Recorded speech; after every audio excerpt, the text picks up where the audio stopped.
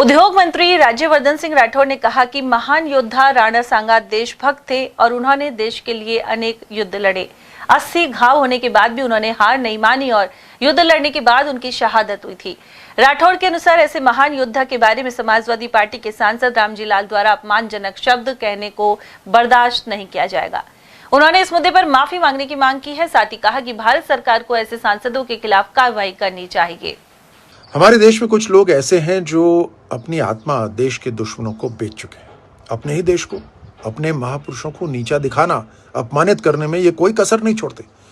ये दीमक है जो आपकी चौखट खोखली करने में लगे हैं। लेकिन अब देश जाग चुका है और हम और बर्दाश्त नहीं करेंगे।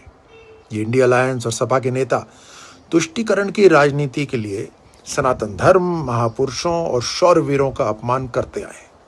1990 में कार सेवकों पे गोली चलाने का आदेश देना हो या सेना के शौर्य पे शक करना हो, यही इनका कुचरित्र रहता है।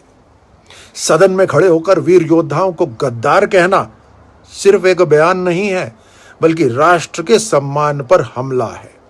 महायोद्धा, भारत की शान राणा सांगा, जिन्होंने भारत के स्वाभिमान की रक्षा के लिए सैकड़ों युद्ध लड़े, उनके लिए गलत बोलना अस्वीकार्य है। राणा सांगा साहस और स्वाभिमान के जीवंत उदाहरण है। राणा सांगा वह महायोद्धा जिन्होंने 100 से अधिक युद्ध लड़े और कभी पराजित नहीं हुए। सिर्फ एक युद्ध उनके जीवन का अपवाद रहा। उनके शरीर पर 80 से अधिक घाव थे, फिर भी वे अंतिम सांस तक मातृभूमि की रक्षा के लिए लड़े। असली योद्धा का यही प्रतीक है। एक आंख, एक हाथ और एक पैर खोने के बावजूद उनका संकल्प अडिग रहा।